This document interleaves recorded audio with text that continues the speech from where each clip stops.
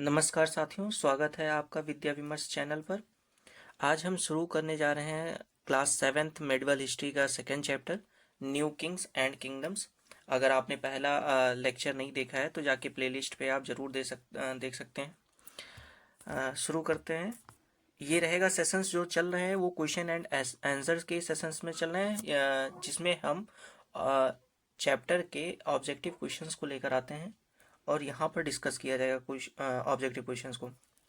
इसके बाद जो आपका पीडीएफ है आंसर इंग्लिश और हिंदी में बोथ आंसर्स जो हैं वो टेलीग्राम चैनल पे पोस्ट कर दिया जाता है। आप वहाँ से पीडीएफ जाके डाउनलोड कर सकते हैं। सेकेंड चैप्टर है new Kings and kingdoms. First question पे चलते हैं।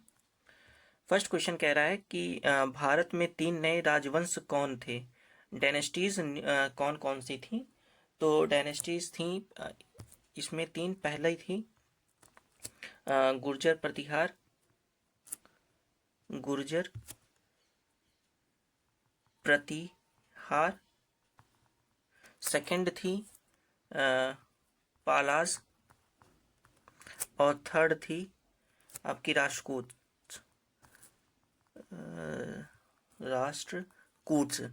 तो 3 डायनेस्टीज कौन कौन सी हुई? गुर्जर प्रतिहार, पालाज एंड राष्ट्रकूट्स। सेकंड क्वेश्चन पे चलते हैं। त्रिपक्षीय संघर्ष में कौन कौन शामिल थे?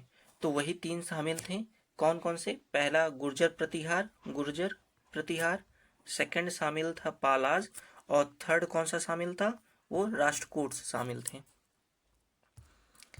थर्ड क्वेश्चन पे चलते हैं। Who emerged victorious in the tripartite struggle? त्रिपक्षीय संघर्ष में कौन कौन शामिल थे?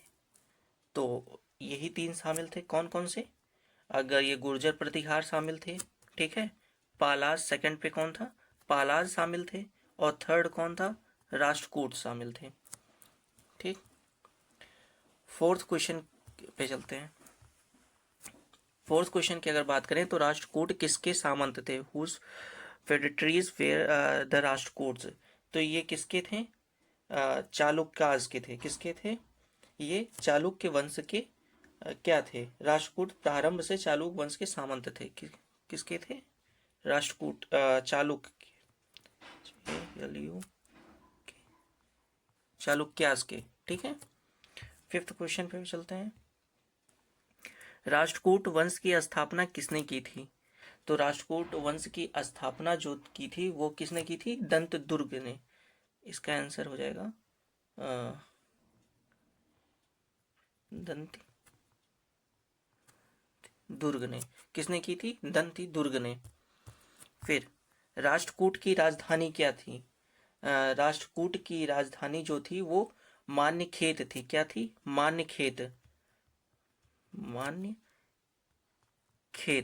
मान्यखेत थी। ठीक। फिर 7वें क्वेश्चन पे चलते हैं। कैलाश नाथ मंदिर, एलोरा और एलिफेंटा की गुफाओं का निर्माण किसने करवाया था? तो कैलाश नाथ मंदिर हो गया या एलोरा और एलिफेंटा की गुफाओं, ये तीनों का निर्माण किसने करवाया था? वो करवाए थे आपके राष्ट्रकूट शासकों ने। किसने करवाया था? राष्ट्रकूट ने करवाया था।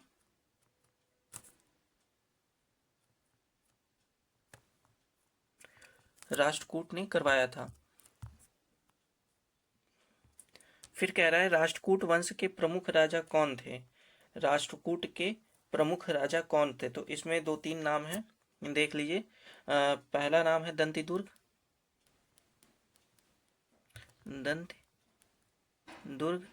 सेकंड है कृष्णा फर्स्ट।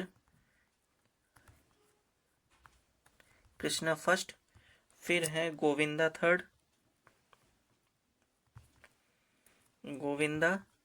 थर्ड। और क्या है?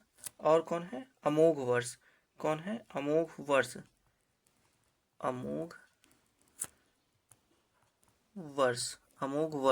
ठीक है। ये 3 है। 4 लोग हो गए। दंती दुर्ग, फिर उसके बाद कौन? कृष्ण प्रथम, गोविंद तृतीय और अमोघ वर्ष। ये 4 लोग थे। फिर आगे चलते हैं। पाल वंश के संस्थापक कौन थे? तो ये गोपाल थे। कौन थे? गोपाल, GOPAL, गोपाल थे। ठीक है। फिर 10वां, पूर्वी भारत में कौन सा शक्तिशाली राजवंश था? Which was the most powerful dynasty in eastern India? तो ईस्टर्न इंडिया का कौन था? तो पाल वंश था, पाल डायनेस्टी था, पाल डायनेस्टी था। ठीक। फिर 11वें पे, पाल वंश के शासक किस धर्म को मानते थे? पाल वंश के शासक किस धर्म को मानते थे? तो कौन से धर्म को मानते थे? बौद्ध धर्म को। कौन से धर्म को? तो बौद्ध धर्म को, बौद्ध धर्म को, बौद्ध धर्म को मानते थे। फिर 12th क्वेश्चन कि how many years did the Pal dynasty rules? तो पाल वंश के शासकों ने कितने वर्षों तक शासन किया? तो 400 वर्षों तक। कितने वर्षों तक? 400 वर्षों तक शासन किया। 13th क्वेश्चन, गुर्जर प्रतिहार के गुर्जर प्रतिहार के संस्थापक कौन थे? तो गुर्जर प्रतिहार जो उसके संस्थापक थे वो हरिचंद्र थे। कौन थे? हरिचंद्र, हरि CHADR, हरिचंद्र। ठीक है, हरिचंद्र थे। ये जो सारे क्वेश्चंस हैं आपको ये सारे PDF फॉर्म में टेलीग्राम चैनल पे मिल जाएगा। और ये अभी क्वेश्चन के केवल क्वेश्चंस हैं, उस पे आपको से क्वेश्चंस के फॉर्मेट का PDF, ये जो आपको दिख रहा है ये PDF, और इसके अलावा इसके साथ आंसर्स भी होंगे, एक अलग PDF हाँ वहाँ पे प्रोवाइड किया जाएगा। आप चाहें उसको डाउनलोड कर सकते हैं, वहाँ से आप रिवीजन कर सकते हैं। फिर रही, अभी तक आप अगर चैनल को सब्सक्राइब नहीं किए हैं तो सब्सक्राइब कर लीजिए, लाइक भी कर लीजिए। अगर आप कुछ पूछना चाह रहे हैं तो कमेंट के द्वारा आप पूछ भी सकते हैं। चलते हैं 14th क्वेश्चन पे। कह रहा है राष्ट्रकूट, गुर्जर प्रतिहार और पाल शासक किस क्षेत्र पर अधिकार के लिए संघर्ष करते थे? तो किस क्षेत्र के लिए संघर्ष करते थे? तो कन्नौज के लिए करते थे, कन्नौज रीजन के लिए, कन्नौज रीजन के लिए, कन्नौज रीजन के लिए, कन्नौज रीजन के लिए करते थे। तो on which region the Rashtrakutas, Gurjara Pratihara and Palas fight for control? तो कन्नौज रीजन। किस नगर को महोदय नगर कहकर पुकारा जाता था? तो किसको कहा जाता था? कन्नौज को ही कहा जाता था। तो कन्नौज,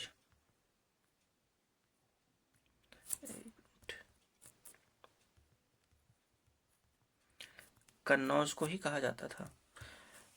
फिर चोल वंश के संस्थापक कौन थे? चोल वंश के संस्थापक कौन थे? तो विजयालय थे। कौन थे?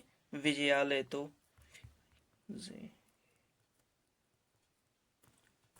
विजयालय हिंदी में लिखा जाएगा तो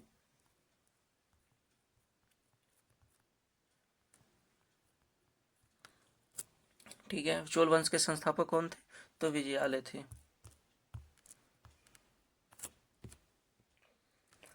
दक्षिण भारत के राज्यों में सबसे प्राचीन राज्य कौन सा था? तो दक्षिण भारत के सबसे प्राचीन राज्य जो थे वो कौन सा था? वो पांड्य राज्य था। कौन सा था? पांड्य राज्य। तो पांड्य जो था पांड्य राज्य।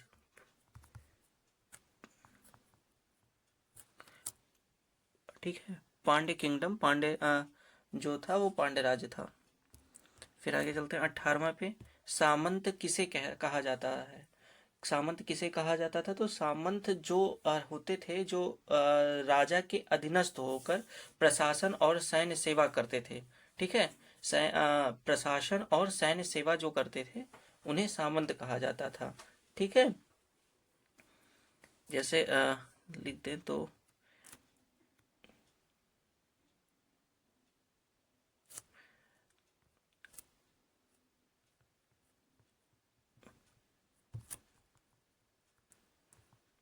एडमिनिस्ट्रेशन एंड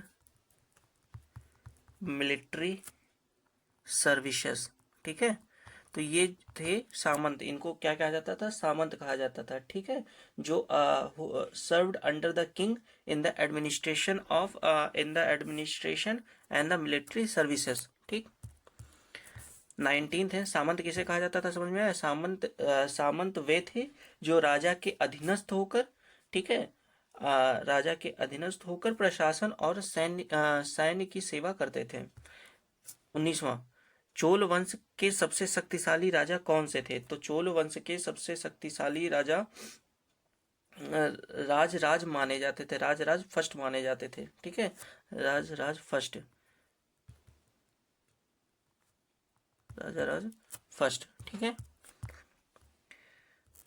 चोल वंश में समुद्र के महत्व को किसने समझा और सामुद्रिक विजय के लिए अभियान चलाया, ठीक है। Who understood the importance of the sea and launch maritime expeditions in the Chola dynasties? तो ये कौन थे? तो राजेंद्र चोल प्रथम थे। कौन थे? राजेंद्र चोल फर्स्ट, राजेंद्र चोल फर्स्ट थे, ठीक है। चोल वंश में समुद्र के महत्व को किसने समझा? तो राजेंद्र चोल फर्स्ट ने समझा, ठीक है। फिर आता है राजा राज प्रथम के पुत्र का क्या नाम था? तो राजा राज प्रथम के पुत्र का क्या नाम था? तो राजेंद्र चोल था। क्या था? राजेंद्र चोल, राजेंद्र चोल फर्स्ट, राजेंद्र चोल फर्स्ट, ठीक है। चोल साम्राज्य में केंद्रीय प्रशासन का सर्वोच्च अधिकार कौन होता था? सर्वोच्च अधिकारी कौन होता था? तो सर्वोच्च अधिकारी, केंद्रीय प्रशासन का सर्वोच्च अधिकारी कौन होता था? वो होता था राजा। कौन होता था? राजा होता था, ठीक है।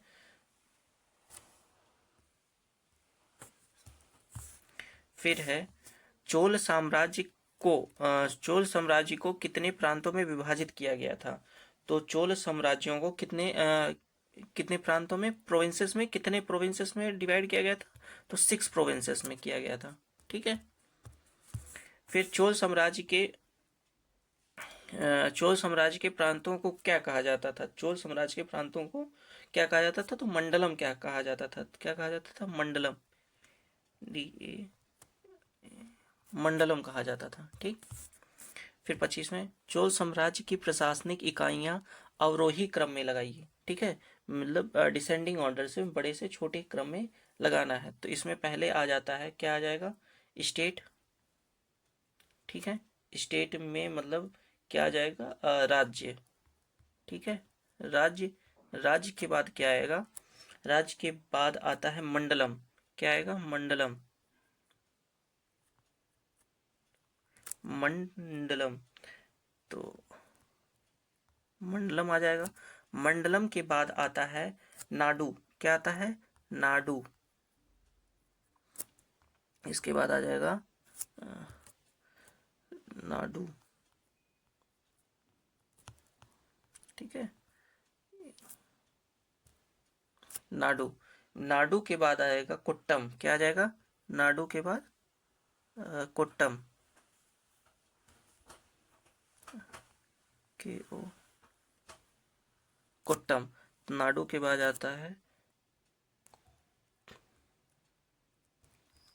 कोट्टम, ठीक। एक एक करके केवल इंग्लिश में मैं बता दे रहा फिर से। पहले आ जाता है स्टेट, ठीक है। फिर इसके बाद आएगा क्या? मंडलम। फिर आएगा मंडलम। फिर आएगा नाडु। फिर आएगा नाडु। फिर आएगा कोट्टम, ठीक। तो चोल साम्राज्य की प्रशासनिक इकाइयां अवरोही क्रम में लगाइए। What is the administrative units in the Chola empire? तो डिसेंडिंग ऑर्डर में, तो सबसे बड़ा स्टेट, फिर उससे छोटा मंडलम, फिर उससे छोटा नाडु, फिर उससे छोटा कोट्टम, ठीक है। आगे चलते हैं। चोल शासकों की स्थानीय प्रशासन व्यवस्था को क्या कहा जाता था? चोल शासकों के स्थानीय प्रशासन व्यवस्था को क्या कहा जाता था? तो वारियम कहा जाता था। क्या कहा जाता था? वारियम, वारियम कहा जाता था, ठीक है।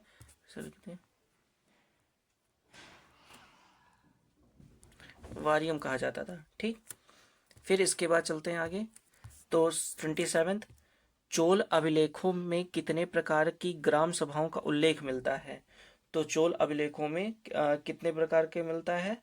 तो वो 3 प्रकार के मिलते हैं, ठीक है। How many types of village assemblies are mentioned in the Chola inscription. तो 3 प्रकार के हैं। 3 प्रकार में पहला कौन सा है? पहला है उर, क्या है? उर।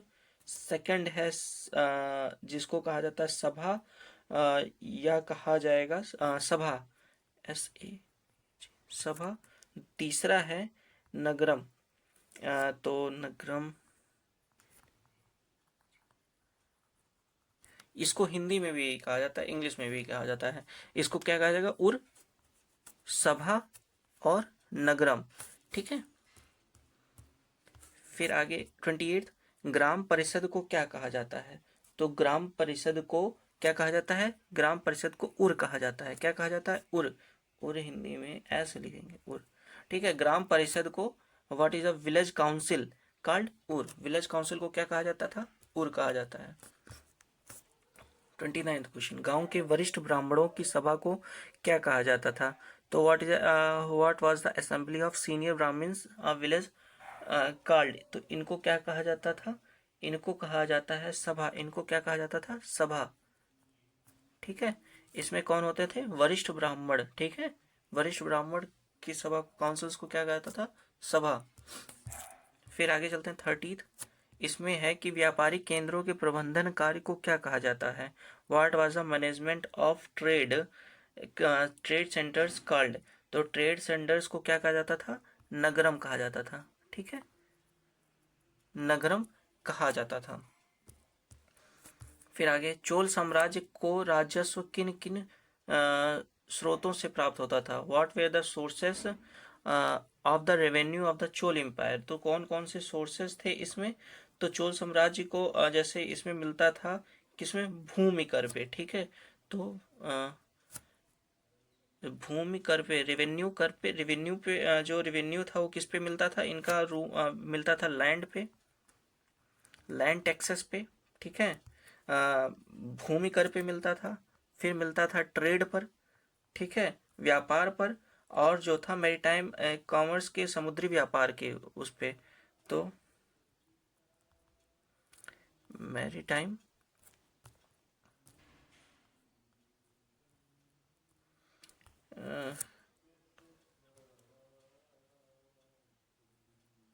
ठीक है। तो किससे किससे मिलता था? इनको मिलता था लैंड से, ठीक है, ट्रेड से और मैरीटाइम कॉमर्स से। ठीक है। जिसमें इसमें भूमि, व्यापार और समुद्री व्यापार से। ठीक। 32 है कि 32, चोल साम्राज्य में किसे सर्वोच्च स्थान दिया गया? तो who was given the highest position in the Chola empire? तो चोल एम्पायर में सबसे हाईएस्ट पोजीशन जो दिया गया था वो ब्राह्मण और बल्लास को दिया गया था। किसको दिया गया था? ब्राह्मण्स एंड किसको? बल्लास को। बल्लास को, ब्राह्मण और बल्लास को दिया गया था, ब्राह्मण्स एंड बल्लास को। आगे चलते हैं 33। चोल वंश में ब्राह्मण और बल्लाल वर्ग के अलावा कौन से विशेष वर्गों को अधिकार प्राप्त था? Which special classes apart from Brahmans and Ballas were granted privileges in the Cholas dynasty?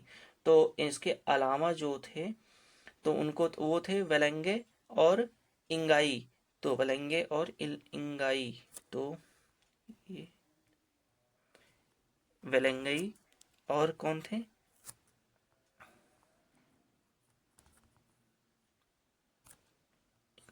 गाई। ठीक है। इंदिगाई, ये 2 लोग और थे स्पेशल क्लासेस में। दक्षिण भारत की जातियों में, दक्षिण भुज जातियों में कौन आता था? तो who belong the Dakshin Bhuj caste in the south India? तो कौन आता था? इसमें आते थे श्रमिक, और कौन आते थे? कृषि आते थे। तो श्रमिक, वर्कर्स, और कौन आता था इसमें? एग्रीकल्चरिस्ट, जो एग्रीकल्चर से जुड़े हुए थे वो लोग आते थे। 2 लोग आते थे। ठीक है। कौन? कृषि करने वाले और श्रमिक। ठीक है। वाम भुज जातियों में कौन शामिल था? वाम भुज जातियों में कौन शामिल था? तो शिल्पकार शामिल थे। कौन थे? शिल्पकार, क्राफ्ट पर्सन, शिल्पकार। ठीक है। शिल्पकार शामिल थे। 36 क्वेश्चन, चोल वंश की अस्थायी सेवाओं में कौन कौन शामिल था? चोल वंश की अस्थायी सेवाओं में कौन कौन शामिल था? Who were involve in the permanent services of the Chola dynasty? Chola dynasty में कौन कौन से थे? तो अगर हम सेना की बात करें तो सोल्डर्स थे, जिसमें सोल्डर्स कौन से थे? इसमें थे सोल्डर जो पैदल चलते थे, ठीक है, इन्फेंट्री, ठीक है, इन्फेंट्री सैनिक थे। तो इन्फेंट्री मतलब जो सेना पैदल चलती थी, ठीक है। फिर गजारोही थे, एलिफेंट क्रॉप्स थे, कॉप्स जो होते हैं एलिफेंट,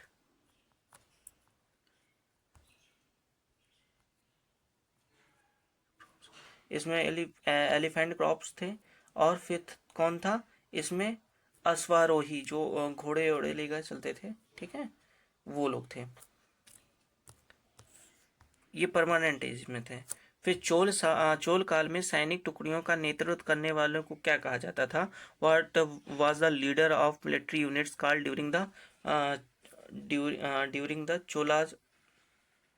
चोला पीरियड? तो उनको क्या कहा जाता था? सैनिक की टुकड़ियों को नेतृत्व जो करते थे उनको कहा जाता था नायक। क्या कहा जाता था? Nayak. The leader of military units called the during Cholas period, उनको कहा जाता था नायक। 38 क्वेश्चन, द्रविड़ स्थापत्य कला की शैली किसके शासनकाल में विकसित हुई? During whose reign did the Dravidian architectural style developed? तो किसके में हुई थी? ये हुई थी चोला रूलर्स में। किस में हुई थी? द्रविड़ जो है वो किस में आया था? चोलास पीरियड में, ठीक है, चोलास पीरियड में, चोलास रूलर्स के समय में,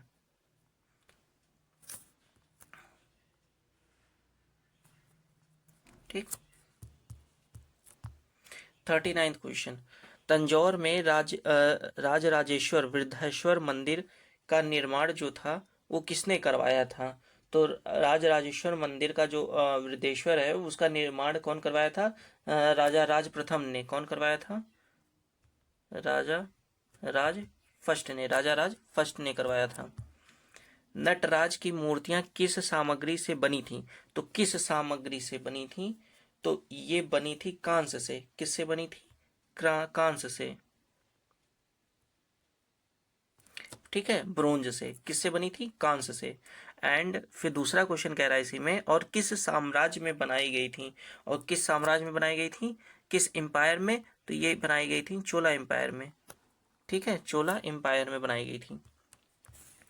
41 क्वेश्चन, वृद्धेश्वर मंदिर वृद्धेश्वर मंदिर की दीवारों पर किस प्रकार की चित्रकला से धार्मिक चित्र बनाए गए थे? What type of painting was used for the religious art on the walls of the Vriddheshwar temple? तो वृद्धेश्वर मंदिर की दीवारों पर किसके कौन सा बनाया गया था? अजंता, ये था अजंता की चित्रकला से जो प्रभावित थी, अजंता की चित्रकला से प्रभावित थी, ठीक है। तो किसके कौन सी स्टाइल थी? अजंता स्टाइल।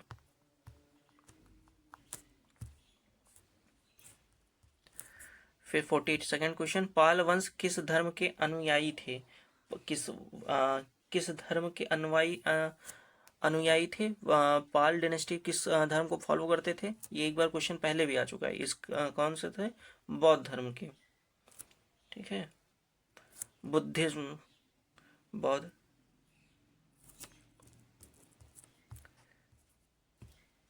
फिर इसके 43rd क्वेश्चन, राजा महेंद्र पाल का शिलालेख झारखंड के किस जिले में मिलता है? In which district of Jharkhand was the inscription of king Mahendra Pal found? ठीक है, तो ये शिलालेख जो होता है वो गुमला जिले में मिलता है। किस में मिलता है? गुमला जिले में, गुमला जिले में, डिस्ट्रिक्ट, ठीक है, गुमला डिस्ट्रिक्ट में मिलता है। 44th क्वेश्चन, चोल काल में मंदिरों का निर्माण किस शैली में किया गया था? तो चोल काल में मंदिरों का निर्माण किस शैली में किया गया था? द्रविड़ शैली में। ये हम पहले से ही देख चुके हैं एक बार, द्रविडियन ठीक है, द्रविड़ियन स्टाइल में देखा गया था। ठीक, फिर इसके बाद for last question 45th, Vikramshila विश्वविद्यालय की स्थापना किसने की थी? तो who founded the Vikramshila university? तो किसने करवाया था? पाल